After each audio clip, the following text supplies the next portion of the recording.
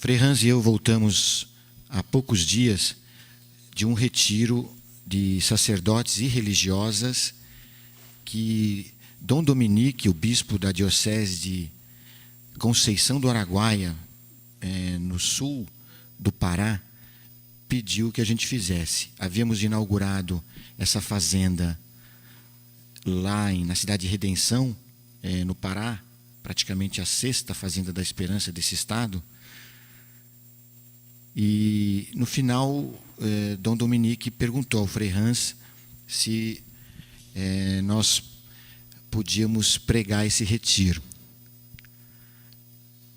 Para nós é sempre um desafio, porque estamos acostumados a falar aos nossos jovens. Agora, pregar para sacerdotes e irmãs é algo assim que dá dor de pança, como se diz, né? Dor de barriga. Porque é uma responsabilidade.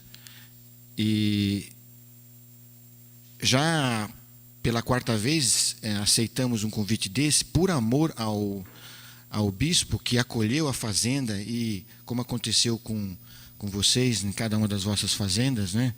A maior parte são bispos que assumiram, como lá em Piraju, lá quase um bispo, né? O Padre Zanella e toda a turma, enfim. Nós não abrimos uma comunidade da fazenda se não tem essa bênção do bispo, seja direta ou pelo menos de forma indireta. Porque nós acreditamos que o bispo que representa na diocese, aquele que transmite a fé e tudo aquilo que ela contém, e que inclui a presença de Cristo na Eucaristia, então a fazenda não se constitui, não se pode realizar se nós não temos a garantia de que os nossos jovens tenham a presença da Eucaristia. Estou falando de um aspecto, porque o sacerdote, vocês irmãs, trazem muitos outros. Mas agora nós queremos nos concentrar nesse. Porque a história da fazenda, ela está muito ligada a essa presença silenciosa que transforma e que racionalmente é difícil de compreender. E é difícil ainda mais de explicar. E mais ainda agora para sacerdotes e irmãs. Então eu conto com a misericórdia de vocês, de antemão, para que a gente possa, com amor e o sacrifício que estão fazendo, porque alguns estão realmente fazendo sacrifício por conta do cansaço. Mas acreditando neste amor que o Frei Hans agora explicou tão bem na primeira parte, eu sinto que o Espírito Santo vai nos ajudar. Eu queria percorrer com vocês alguns fatos da nossa história, e aí vocês podem se identificar também, porque dificilmente qualquer um de nós que esteja aqui nesta sala não teve um momento pessoal de encontro com Ele na Eucaristia. Em geral, esses momentos aconteceram em circunstâncias de decisão. Conosco não foi diferente. E por isso, quando o bispo lá de Redenção pediu para a gente pregar esse retiro, nós decidimos falar desse tema, se tratando de sacerdotes e irmãs, para tomar uma consciência maior do poder de transformação que esta presença está provocando desde que Jesus a instituiu, mas agora, em especial, nas nossas comunidades. Aí cada um pode se lembrar na história da sua comunidade, esses momentos em que a presença de Jesus na Eucaristia foi determinante, seja para o fundador, a fundadora, e seja para todos os filhos e filhas que o seguiram. E quando foi decidido para falar esse tema, aí eu pensei que o Frei ia fazer. Mas o Frei insistiu que, como leigo, eu pudesse fazer, né? E por isso que eu pensei de colocar alguns elementos, assim, alguns fatos que aconteceram e que confirmam o porquê que nós estamos aqui reunidos. Por causa dessa presença eucarística que nos atraiu, nos fascinou. E conto também esses fatos por amor aos irmãos mais novos, né? No sentido de não só jovens, mas que estão acompanhando os nossos jovens, as nossas fazendas. Vocês sacerdotes, não sei qual foi a impressão que vocês tiveram ao chegar na fazenda e poderem celebrar, como que vocês sentiram a participação dos meninos, a participação das meninas, né? O interesse que elas têm. E isso a gente verificou desde o princípio. Ou seja, parece que acontece com eles e com elas, logo depois que eles fazem aquela experiência de encontro pessoal com Deus, encontro pessoal com Cristo, de como um bebê que depende do seio da mãe para poder se alimentar do leite, eles procuram assim, quase que instintivamente, aquilo que a igreja nos oferece, que é como um seio que a igreja tem, a Eucaristia. Os nossos meninos, as nossas meninas, mesmo que vêm de outra experiência religiosa ou de outra denominação, não manifestam dificuldade. Aliás, nós é que temos dificuldades com o nosso racionalismo de pensar que evangélicos ou aqueles que não acreditam em Deus teriam dificuldade com a celebração eucarística ou um momento de adoração que há mais ou menos 3, 4 anos começamos a fazer nas fazendas todo sábado, né, de 2 horas. É comum muitos dos nossos jovens dizerem: eu espero pelo momento da adoração no sábado. Vocês estão abanando com a cabeça, estão confirmando isso. Quer dizer, não é uma experiência que a gente vê só aqui. Ainda mais quando ela é conduzida com fervor, né, e com a graça de um sacerdote, de uma irmã, eles ficam muito tocados e fazem até experiências de libertação interior e de descoberta até da própria vocação. Então, conosco, quando no início, alguns de vocês conhecem a história, aconteceram aqueles encontros que tive a graça de fazer com os primeiros jovens na esquina, que se drogavam perto da paróquia onde o Frei era o pároco. E já depois de um mês que eu estava me encontrando com eles, aconteceu que na missa o evangelho era: pedi e recebereis, batei e vos será aberto, quem procura acha. E foi logo depois da Eucaristia que, com o coração de criança, me dirigi a ele que estava dentro de mim, mas também podia contemplá-lo nos outros, que eu falei para Jesus: você não podia dar um desses jovens lá daquele lugar onde eles se encontravam para se drogar, não para mim, para você? Aí eu fiquei impressionado. Foi uma das primeiras experiências assim fortes com o poder da Eucaristia. Uma semana depois, um desses jovens com quem eu me encontrava, que muitos de vocês conhecem, o Antônio, pediu para a gente conversar em separado. E nessa conversa, ele me revelou o desejo que tinha de mudar de vida e não querer mais ver a sua mãe sofrer. E no final ele me disse: eu preciso de uma pessoa que me acompanhe 24 horas. E aí me veio na cabeça: você, me leve para onde você quiser, eu quero sair dessa. Quando ele fez esse pedido, além de eu me lembrar do pedido que eu tinha feito, imediatamente ficou claro dentro da minha cabeça que eu não poderia ser essa pessoa que o acompanharia 24 horas. Mas eu sabia quem eu poderia acompanhar. Então, convidei ele para, no dia seguinte, às 7 horas, vir em frente da paróquia, porque eu queria que ele participasse da missa. Como nos 2 meses de encontro que nós tivemos na rua, eu nunca tinha falado para eles a respeito de nada, seja do Evangelho, ou seja do motivo por que eu estava indo lá, no momento que ele fez o pedido, eu senti que deveria revelar quem me tinha traído até eles, quem me tinha trazido até eles. Por isso fiz o convite para ele vir participar da Eucaristia. E ele veio no dia seguinte, participou, não entendeu quase nada, mas o nosso ponto de encontro passou a ser todos os dias com o Frei na missa, na Eucaristia, porque eu trabalhava, não podia acompanhá-lo. Eu queria que ele pudesse fazer aquele encontro que uma vez nós todos tínhamos feito.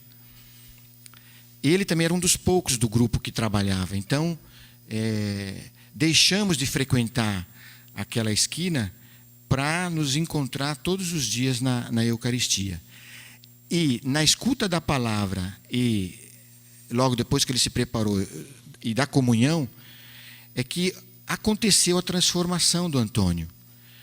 Ao ponto que, como muitos de vocês conhecem na história, ele, experimentando uma libertação interior e, ao mesmo tempo, uma alegria, especialmente quando ele se deu conta, ao comungar, daquela frase do Evangelho: quando estiveres para oferecer a tua oferta e te lembrares que o teu irmão tem alguma coisa contra ti, ele tomou tão sério essa frase que, algumas vezes, participando da missa, ele não comungava. E eu perguntei para ele: o que aconteceu, Antônio? Ele disse: é que ontem eu dei um tapa no meu irmãozinho, porque não tinha café e fiquei muito bravo. E eu não me sinto em condições de... Ele tem um temperamento muito forte, né? E eu senti assim, com que radicalidade ele tomou sério essa questão de tomar a Eucaristia. Então, como vocês sabem, então, ele arrastou os outros colegas, depois eram 5 que participavam todos os dias na missa. Então, quando ele disse: me leve para onde você quiser, eu preciso de alguém que me acompanhe 24 horas. O lugar e a pessoa que começou a acompanhá-los não fomos nós, porque do ponto de vista físico até não era possível. Foi nesse encontro eucarístico. E quer dizer, hoje a gente tem mais clareza do porquê é importante que, quando se abre uma fazenda, a gente garanta a bênção do bispo, porque com o bispo, todos os outros sacerdotes, ou aqueles que o bispo designar, vão poder fazer esse acompanhamento. Porque nós sabemos que essa transformação, se eles têm esse encontro pessoal com Cristo, vai acontecer, mesmo que eles não compreendam muito. Não é necessário, foi aquilo que a gente foi experimentando ao longo desses anos, que racionalmente se entenda o que acontece no momento que aquela hóstia é levantada, ou mesmo na hora da adoração. É importante que se aconteça. E no esforço daquilo que, em primeiro momento, o Frei explicou bem para nós, nós fazemos de nos querer bem, de nos amar, de garantir a presença de Cristo entre nós, o alimento que Ele quer dar para todos aqueles que se amam, que se querem bem, é como que se dá força para nós continuarmos a nos perdoar, a conversar, a eliminar os julgamentos, forças para confessar, enfim. Mas nós percebemos com o passar do tempo, que a Eucaristia, ela não só deu a garantia da reunião entre nós e chamou aos outros, porque aí, vocês imaginam, eram 5 jovens que, vindo daquela vida destruída, se reuniram nesse lugar que era eucarístico. Não tinha ainda fazenda, não havia casa, era aquele lugar, a missa. Depois a gente ia fazer outras atividades. Assim que o Frei Hans ganhou a primeira propriedade, a primeira coisa que se fez quando se inaugurou, lembrar, a primeira casa, foi a capela. E assim acontece em todas as inaugurações, em todas as fazendas, né? A preocupação que aconteça aquele lugar eucarístico. Então, foi continuando isso, e inclusive nos momentos dos primeiros fracassos, das primeiras decepções. Depois de 7 meses que eu já tinha deixado os meus pais, vivia com eles na primeira casa da Fazenda da Esperança, que era uma casa alugada, perto da paróquia. O Frei ainda estava construindo aquela casa grande lá na Santa de Virgem, que depois da manhã vocês vão conhecer. E aconteceu que o Antônio, esse primeiro, teve uma recaída, uma série de circunstâncias, e como ele era um líder, arrastou os outros. Então, como um efeito dominó, um depois do outro foi caindo, e a casa praticamente ficou vazia. Foi uma experiência assim, muito difícil. Agora, ontem eu encontrei a irmã Ana, né, que já começou a experimentar um pouco isso, que a fazenda é nova lá. Nenhuma fazenda é diferente, acontece isso. Algumas diretorias, quando começa a fazenda, inauguração, 1000 pessoas, aquela festa, começam os primeiros jovens, daqui a pouco vai todo mundo embora. Na Argentina, uma vez, na experiência lá que nós fizemos, foi difícil, né? Então, parece que Deus permite que os fracassos, as recaídas, aconteçam para que o meu amor, o nosso amor, permaneça gratuito e que eu não seja preso aos resultados, mas ao que nos atraiu, né? Esse amor a Deus, né? Mas precisou essa primeira experiência. Praticamente a casa ficou vazia. Eu cheguei na missa, ainda nós participávamos nessa casa, era praticamente 500 metros da paróquia. Nós participávamos da missa. Depois da missa, eu fui para a sacristia e o Frei perguntou como é que estavam as coisas. Eu falei para ele, quase todos foram embora. E o Frei perguntou: Deus foi embora? Aí ficou aquele silêncio. E eu não falei nada, o Frei também não. E a impressão que eu tenho é que Deus, nessa pergunta, deu no nosso coração a resposta. Não, eu não fui embora, eu estou dentro de você, que acabou de se alimentar de mim. Então fica tranquilo, sou eu a razão da sua vida. Não é a recuperação dos jovens, né? Não é os resultados. Foi duro de entender isso. Custou muito, porque você larga tudo, deixa os pais, coloca o seu dinheiro, coloca tudo, aquele entusiasmo. Eu tive a impressão assim que foi tudo um teatro. Às vezes eu me perguntava, mas os 7 meses que nós vivemos juntos, que eles se transformaram, deram alegria para os pais, depois tudo se acabou de uma maneira assim tão trágica, porque depois, infelizmente, acontece isso, né? Eles, quando recaem, fazem coisas piores do que faziam antes. Ele participou de um assalto, e aí teve que fugir da cidade, enfim. Mas a gente experimentou que a razão que deu sentido ao nascimento da fazenda e a transformação de Antônio e dos primeiros que se transformaram, era a razão também do fracasso, da decepção, e a razão porque Deus ia me pediu de nós um passo de que a obra que estava nascendo, né, naquele período, ela não deveria se apoiar não deveria se apoiar naquilo que eu quero.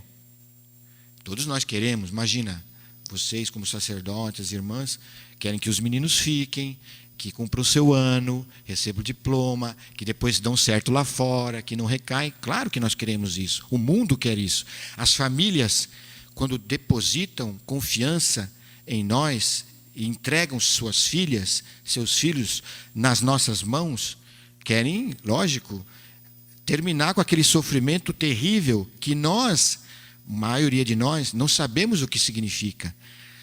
Talvez poucos aqui viveram na sua família o que significa a dependência. Eu vivi, é horrível, eu não desejo esse sofrimento para ninguém. Ter um membro da própria família como alcoólatra ou como dependente químico, é terrível. É um sentimento que às vezes eu digo para os meninos, né? Você que está se recuperando, você não sabe o que o seu pai sofreu. Você não sabe o que a sua mãe sofreu. Porque eles sofreram a angústia de ver um filho perto da morte. Você não. Você tinha ainda o prazer da droga. E depois começou a perder tudo. Mas eles não sabem. Então, os pais, a sociedade, a igreja, que fez todo o esforço de construir a casa, que fez todo o empenho para que se criasse aquela estrutura, espera que aconteçam os resultados. Então, nós entendemos que a Eucaristia, como Jesus no nosso meio, como a palavra, mas agora vamos focar o nosso olhar para esse mistério extraordinário, é o sentido mais profundo, é a grande esperança, como diz o Papa Bento, que deve, para quem trabalha num trabalho desse, para quem está envolvido, trabalho talvez é uma palavra muito diminutiva, não é bem trabalho, né? Para quem é vocacionado, é chamado para, em comunhão com outros irmãos e irmãs, levar para frente uma obra dessa, sem esse fundamento fica difícil. Se decepciona, e depois, quando se decepciona com os meninos e as meninas, também pode se decepcionar com os outros padres, outras irmãs, porque se deparam com os defeitos de caráter que entre nós temos, e aí é difícil de levar uma obra para frente. Eu tenho certeza, como acontece nas vossas comunidades, nas congregações, nas dioceses, a compreensão e a escolha que eu quero fazer e nós todos juntos podemos fazer de Jesus a Eucaristia, nos liberta do que eu posso esperar de você e você pode esperar de mim, do que nós podemos, na nossa fragilidade, ser capaz de dar. É difícil, né? Então, por isso que a permissão que Deus deu, de que a gente experimentasse logo no início esse fracasso, permitiu que a gente se apoiasse mesmo na presença de Jesus na Eucaristia em todos esses outros pontos. Por isso que o encontro que nós estamos fazendo aqui, que já há anos vemos fazendo, na verdade é um agradecimento a você, né? Já aprendi seu nome, né, padre? A padre Lourenço, a padre Josué, né? A cada um dos padres aqui, das irmãs, né? Pela graça que vocês estão dando, né, as irmãs nas celebrações eucarísticas, nas celebrações da palavra, no ato de dar a Eucaristia, agradecer, né, a vocês que atenderam ao chamado e estão possibilitando, dando as chances para os meninos e as meninas fazerem esse encontro, né? No fundo, essa é a intenção. Depois tem todo o resto que o Frei já explicou, né, e que nós... ao longo desses dias, também com a comunhão de vocês, com as experiências que cada um pode contar, depois de cada impulso que a gente dá, pode dar, né? Outras coisas a gente foi descobrindo com essa Eucaristia, essa escolha que a gente quer ter, essa clareza, essa identidade que nós queremos ter nas fazendas, não só aqui no Brasil, que é um país que ainda, graças a Deus, é profundamente católico, né, cristão, né, mas em outros lugares que nós estamos indo que não é assim, e que tem resistência a comunidades que acolhem jovens drogados, que têm liderança religiosa, nós não queremos abrir mão dessa identidade, porque olha o que está acontecendo, eu coloco isso também no coração de vocês, né? Em países como, por exemplo, na Europa, o Frei acabou de contar, a Alemanha, a Suíça, nós temos dificuldades de ter o número de jovens como nós temos nas fazendas, como na Argentina, ou aqui no Brasil, ou em outros países que o laicismo não está dominando. Lá, os jovens demoram para chegar, porque ao tomarem contato, ou às autoridades que cuidam, os setores sociais que cuidam desse problema da drogadição, né, nesses países, ao saberem que a Fazenda da Esperança ela oferece na recuperação, né, uma ajuda religiosa, tem resistência e por isso fazem dificuldade e até impedem os jovens de ir para participar, né. Por outro lado, o que está acontecendo é que nós estamos, seja na Alemanha, seja na Suíça, recebendo como doação conventos que estão vazios, e estamos percebendo que esses conventos que já estavam praticamente fechados voltaram a ter vida com a presença eucarística, com os poucos jovens que tem lá. Ontem mesmo nós recebemos um e-mail de um grande convento na região norte da Alemanha, que foi doado para nós, e que a cidade começou a ganhar vida de novo com a presença dos poucos voluntários e ex que se recuperaram, porque voltou a ter missa nesse lugar. E nos outros lugares também. Então, a Fazenda não está só dando uma resposta a um problema dos jovens que estão se destruindo nas drogas, que lá são muito pesadas, mas está dando de novo, fazendo voltar esse leite espiritual para a população da cidade local, né? E tantas outras experiências, né? Os nossos jovens, que, como vocês estão percebendo, depois nas experiências de vocês podem comentar,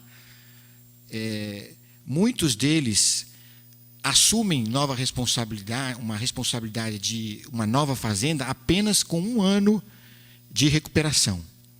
Nós estamos arriscando de dar essa responsabilidade a eles, porque a gente quer acreditar que com esse 1 ano de recuperação, recebendo o alimento da palavra e da Eucaristia, eles são habilitados para assumir uma responsabilidade de uma fazenda.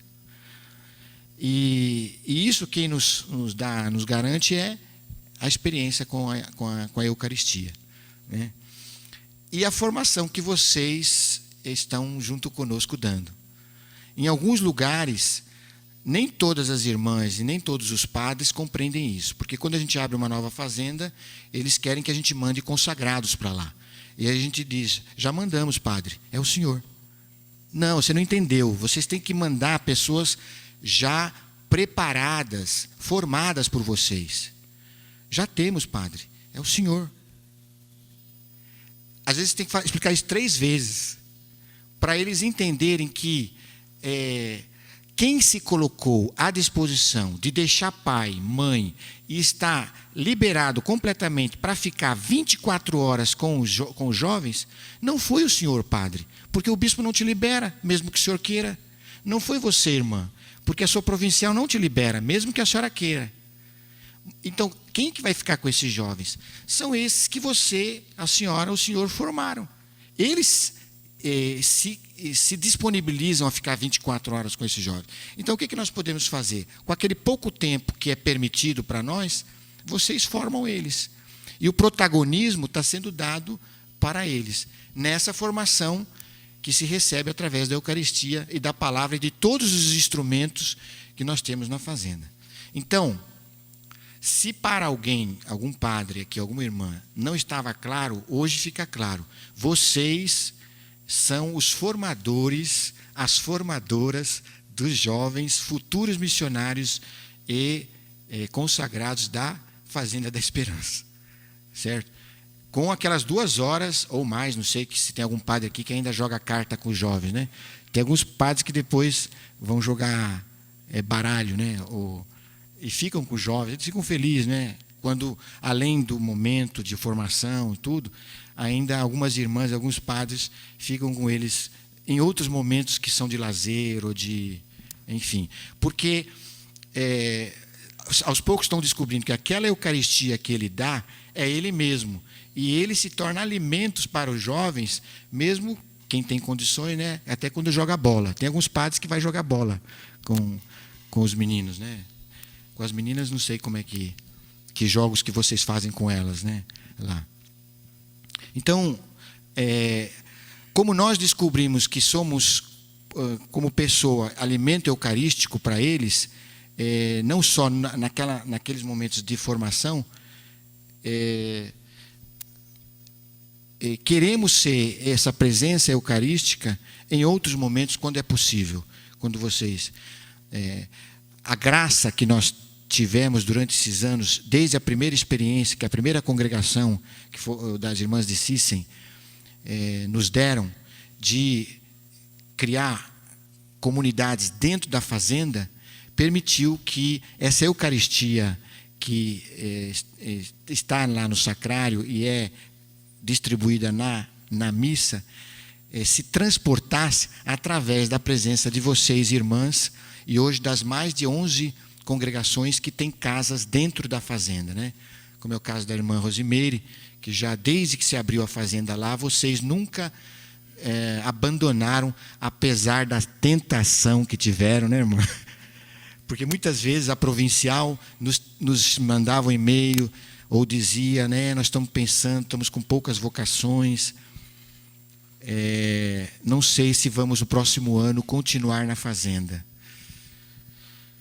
Então, como vocês, como muitas irmãs, nós estamos tendo essa presença eucarística na pessoa de vocês, na convivência que vocês têm 24 horas.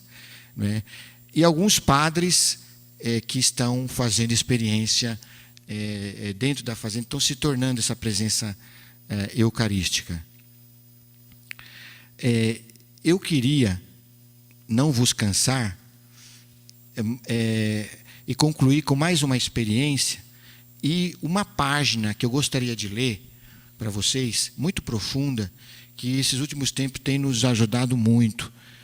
Especialmente agora, a obra crescendo e as responsabilidades aumentando, a gente sente, como o Frei acabou de falar para nós, uma exigência de, tocando mais na nossa fragilidade, de que ele nos ajude a depender mais dele do que das nossas capacidades. Porque é impossível acompanhar agora uma obra que tem 102 fazendas, né, já em vários países, e todas as dificuldades que acontecem. Então, está mais do que claro que a gente tem que, eu, em primeiro lugar, o Frei e a Lúcia, a Iraci, vocês junto conosco, pedir essa graça de que a gente converta o meu coração, converta o nosso coração, de que é Ele que deve fazer. E Ele na Eucaristia que está em qualquer lugar, e não só permite que quando eles vão embora, eles possam se encontrar e voltar se uma vez acontece a recaída. Eu esqueci de contar para vocês, porque pode ser que ficou a pergunta na cabeça, né? Aquele primeiro que você disse que recaiu e que foi embora e os outros foram embora, o que aconteceu com ele? Depois de 2 anos, ele estava fugido aqui da cidade, porque ele, como eu contei para vocês, ele tinha cometido um crime grave. Ele fugiu, escondido, voltou para Guaratinguetá para visitar a mãe dele. E quando ele passou em frente da igreja, parou e se lembrou dos 7 meses que nós tínhamos vivido juntos. Passou um filme na cabeça dele. Sozinho, ele entrou, respirou fundo, entrou dentro da igreja, se ajoelhou diante de Jesus Eucaristia e disse para ele: eu quero recomeçar, você me dá força, eu não vou fugir e vou ficar na cidade. E saiu e foi para a casa da mãe dele. E nesse dia ele recomeçou, não voltou para a fazenda, procurou depois o Frei Hans, que ainda continuava como pároco, né, na paróquia, e hoje já fazem 28 anos, né, que está casado, cuida de um dos nossos setores aqui. Então, assim como aconteceu com ele, aconteceu com milhares de outros jovens que, no sofrimento e dificuldade, depois que voltaram para casa, encontraram a família desestruturada, ou pior do que eles deixaram, porque assim acontece. Muitos, tendo feito uma experiência profunda do encontro com Cristo na Eucaristia, voltando para o mundo, sabem que o mundo, como nós cantamos, não está frio, não está ruim, porque ele descobriu na fazenda esse instrumento maravilhoso de que pode procurar o seu pároco lá. Ele não sabia que existia. Hoje o padre Lourenço contou, né, a experiência que fez de trazer todos os jovens para fazer a Páscoa na paróquia. Não foi assim, padre? Assim eu entendi. Então, eu tenho certeza que os 25 lá de Piraju, pela primeira vez na vida, fizeram uma experiência eucarística paroquial. Nunca fizeram. Essa experiência foi a experiência inicial da fazenda. Nós participávamos na paróquia. Né? Quantos de vocês, certamente, não sei como é que está lá, né, Padre Zanella, devem já ter levado toda a fazenda para participar na missa na paróquia. Como a paróquia fica impressionada de ver aquele monte de homens ou um monte de meninas, né, participar na vida ativa da igreja. E por conta disso, eles, eu não vou ficar sozinho quando eu voltar para minha casa. E no final da caminhada, perdem o medo, ou voltam com medo, mas sabem que esse medo ele pode ser eliminado quando ele volta e procura o lugar onde ele pode se alimentar e prevenir a recaída, né? E assim se. Então, essa página que eu queria ler para vocês é uma página que Chiara Lubich escreveu em 1976. Eu quis fazer tudo aquilo que eu falei agora é uma introdução. Pode até esquecer tudo aquilo que eu falei até agora, né? Porque eu quis fazer toda essa introdução para chegar nessa compreensão, né, que, como vocês já estão observando nas fazendas, nós ganhamos dessa espiritualidade que fez nascer essa obra. A espiritualidade de São Francisco, né, com toda essa força do carisma que durante 800 anos gerou muitos santos, né, e a espiritualidade do Movimentos Focolares foram aqueles, os dois carismas, que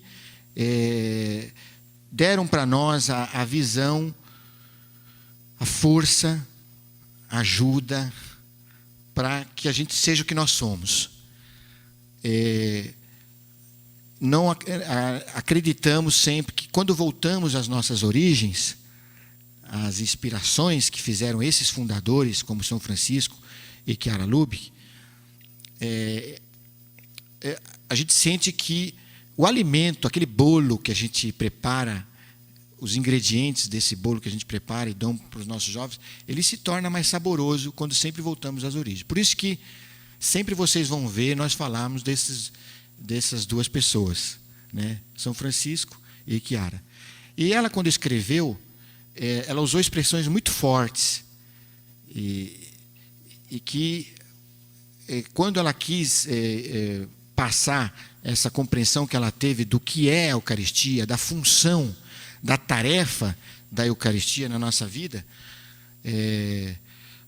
fez com que a gente compreendesse como realmente nós não estamos sozinhos. E que a maioria das coisas que é difícil para eu fazer, seja na questão das dificuldades minhas pessoais, seja as dificuldades nossas no relacionamento, e seja na impotência que muitas vezes a gente tem com relação aos meninos, às meninas, aos problemas que vamos sempre enfrentar, está Ele aí para, na sua presença silenciosa, amorosa, nos transformar, e nos transformar de uma maneira assim que, quando eu vou ler aqui agora, às vezes até choca, na forma como ela diz. Mas é o que acontece, é o grande presente que nós recebemos de Cristo, né, com essa invenção que Ele fez de poder permanecer no meio de nós, né, através da Eucaristia. Então, ela deu o título de A Página. A Eucaristia não produz apenas frutos bons e bonitos de santidade, de amor. Tampouco tem como principal objetivo aumentar a unidade com Deus e entre nós, como normalmente se entende a unidade. E por isso serve para alimentar a presença de Jesus em nosso meio. Sim, também isso. Mas o papel da Eucaristia é outro. A Eucaristia tem como finalidade tornar-nos Deus, por participação. Ao misturar as carnes vivificadas pelo Espírito Santo e vivificantes do Cristo com as nossas, ela nos diviniza na alma e no corpo. Portanto, torna-nos Deus. Ora, Deus não pode estar senão em Deus. Eis porque a Eucaristia faz o homem que dela se alimentou dignamente entrar no seio do Pai. Coloca o homem na Trindade, em Jesus. Ao mesmo tempo, a Eucaristia não faz isso com um homem apenas, mas com muitos, os quais, sendo todos Deus, não são mais muitos, mas são um. São Deus e todos juntos em Deus. São um com Ele, perdidos nele. Ora, essa realidade que a Eucaristia opera é a Igreja. O que é a Igreja? É o um provocado pelo amor mútuo dos cristãos e pela Eucaristia. A Igreja é formada por homens divinizados, feitos Deus, unido ao Cristo, que é Deus, e entre si. Se quisermos isso tudo visto de modo humano, ou seja, expresso em termos humanos, com um exemplo usado pelas Escrituras, a Igreja é um corpo, cuja cabeça é Cristo glorioso. Mas, assim como Cristo está no seio da Trindade, também a Igreja é chamada a estar no seio do Pai.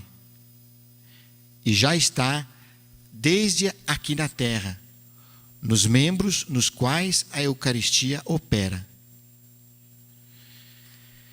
E, se em parte não está ainda, encontra-se a caminho dele. Além do mais, o homem arrebata consigo toda a criação, pois é a síntese dela. Tudo o que saiu de Deus volta, portanto, à Trindade pela Eucaristia.